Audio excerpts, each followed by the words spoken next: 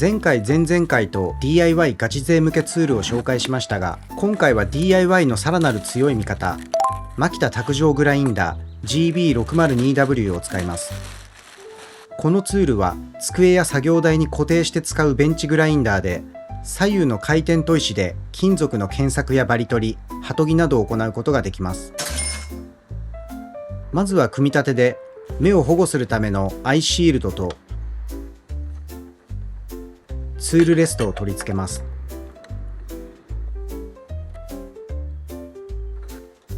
はい、そうしたらテスト運転をしてみたいと思うんですけど、今回のテストで研いでみるものはこちら。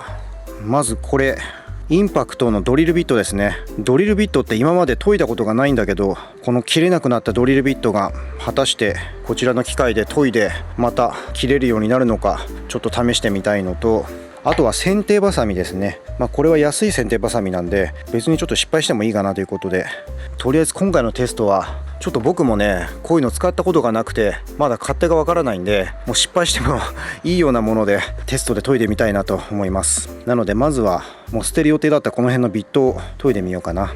今の切れ味をちょっとね、こちらで試してみたいと思うんですけど、まずは 10mm から。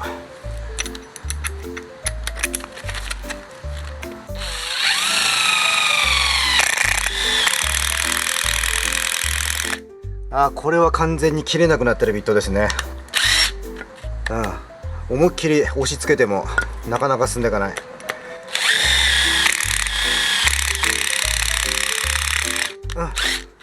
これはもう普通なら捨てるようなビットです。これがまた使えるようになったらかなり嬉しいんだけど、結構ビットも高いからね。ちなみにこれが研ぐ前ですね。ちょっと分かりづらいけどね。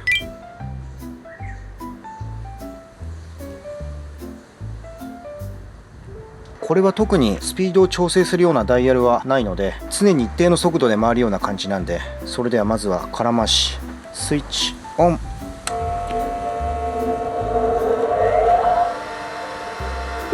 だいぶ運転音静かだね。思ったよりも。チップソーの切断機なんかとは全然違うし、同じような砥石を使う高速カッターなんかよりも圧倒的に静か。今ちょっとマイクをね、僕の方に向けてるんでさらに静かになったと思うんですけど、音は全然気にならないですね。で、上にライトがついてて、この電球の玉の交換もできるようになってるみたいですね。もちろん砥石の交換もできるので、じゃあ早速この10ミリのドリルビットを研いでみたいと思います。これはこの先端から入っていくわけだから、こう削ればいいのか。やっぱり刃先だいぶ潰れてるね、こう見るとね。で、このアイシールドの位置もね、ちゃんと目がガードされる位置に調整して、でこれはとりあえずこの角度かな。ちょっとうまくできるかわかんないけど、ちょっとこれ難しいな。角度間違ったら余計切れなくなっちゃうからね。よし、じゃあいきます。スイッチオン。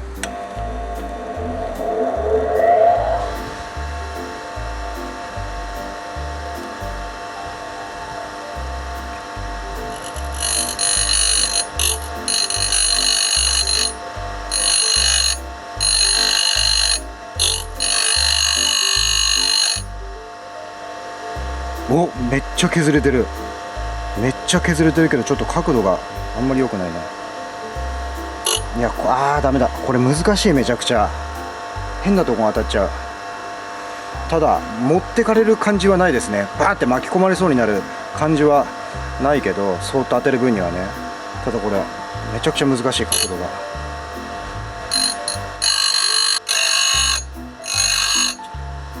度が。でもちょっと慣れてきたけど、こんなに削っちゃうともうダメかな。これ使えないかな。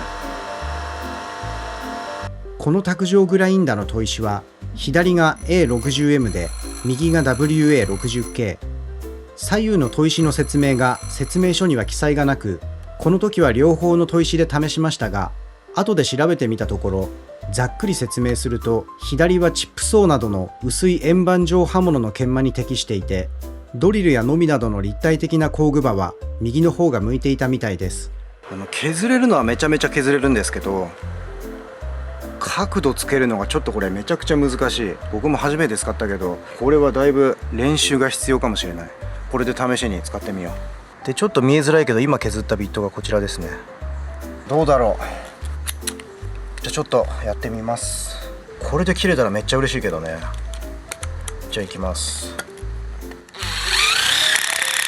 おお、切れるぞ切れるぞ切れるぞ。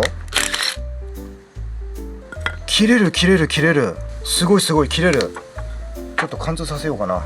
ちょっとここだとコンクリいっちゃうけど、ちょっとこっちで。めっちゃ切れ味が復活した。いきますよ。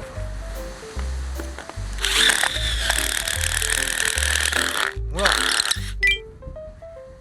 いやすごい。まあこのバリはちょっとね押し付けたからバリが出ちゃってるんだけど、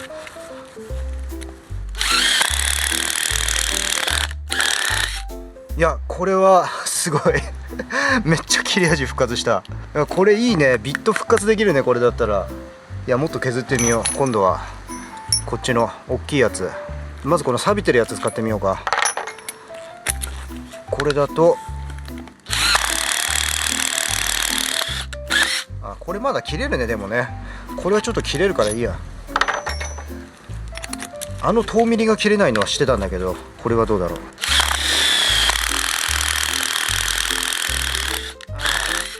まあ切れ味悪いけど穴開かなくはない。まあいいや。じゃあちょっとこれ削ってみようか。で削るのはまあ見てもこれ分かりづらいけどね、この先端なんですけど、まあ使ってる人なら見ればどう削ればいいかっていうのは大体分かると思うんで。でこの当て方がね、結構指近づけてもこの回転で持ってかれるっていう感じはないんだけど、で回転自体も丸ノコみたいにめっちゃ高速っていうわけじゃないから怖さはないんだけど、これがさやっぱり違うとこ当たっちゃうんですよね、ちっちゃいものだから。だからどうやってこれをいい角度で当てるかっていうのがこうだろうな普通に。よしじゃあいきます。スイッチオン。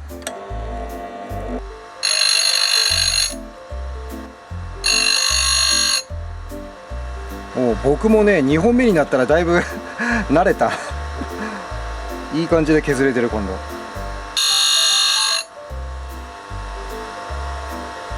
いいんじゃないでしょうか。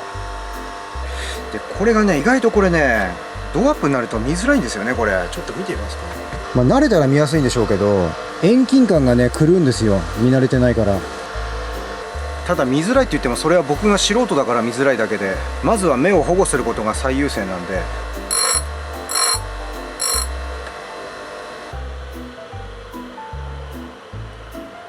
正直言って手で削った方がうまく削れる自信があるけど、とりあえずちょっとこれでやってみたいと思います。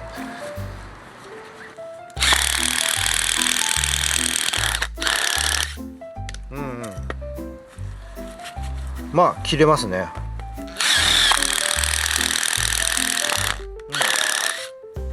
いいですね。この径でこの速度で穴開けばいいんじゃないでしょうか。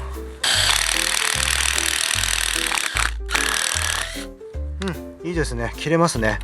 そうしたら今度はちょっとタイプの違うこの、でもこれはこういう繊細なのはね手で削った方が切れるとは思うんだけど、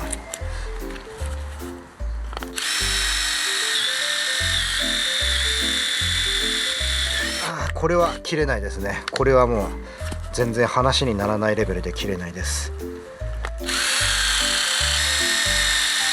煙出てきちゃった。果たしてこの最悪に切れないビットが切れるようになるのか、これも削ってみたいと思います。ではいきます。おお、すごい、めっちゃ復活した。すごいぞこれ。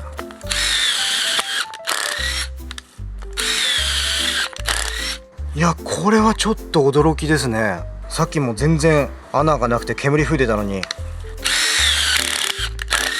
これまでドリルビットは切れなくなるたびに買い替えていましたが、これからは切れ味が落ちてもすぐに復活させ、寿命を何倍も伸ばすことができそうです。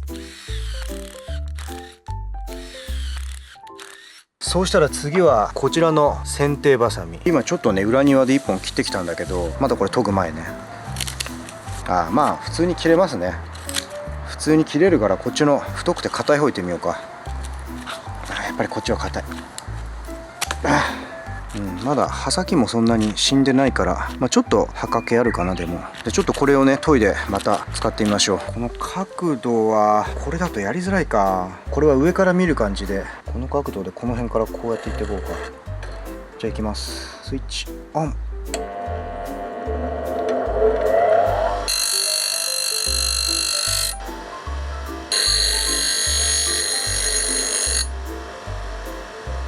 こっちの方がいいかな。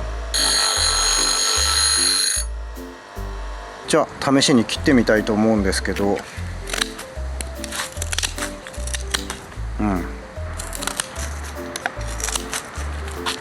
まあ切れるけど、ちょっとこれはあんまりうまくはできなかったっていうか、手で削り直した方がいいぐらい、いつもこれで削ってるんですけど、でちょっとあの機械ね、説明書見ても研ぎ方は一切書いてないので、やっぱりそれぞれ違うからね。だからどこ当てていいんだかちょっとわからなかったけど、何か参考になるものがあれば。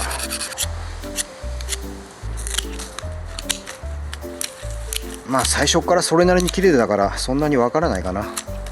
これね、剪定バサミはちょっと難しいですけど、ドリルビットの方はとりあえずめちゃくちゃ切れるようになったんで、初めてやった僕でもかなり切れるようになったんで、これからちょっとビットが切れないなと思ったらこれで削ればすぐにまた切れるようになるんで、その点はこれから活用のしがいがあるかなという感じですね。それから1点重要な補足で、今回は下のクーラントトレイを活用していなかったですが、ドリルビットは熱を持ちやすいので、あらかじめトレイに水を入れておき、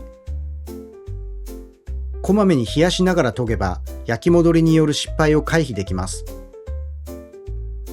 とりあえず今回はテスト運転なんで、ちょっとね練習してうまく削れるようにしておこうと思います。というわけで今回はマキタの卓上グラインダー GB602W のテスト運転の様子でした。ご視聴ありがとうございました。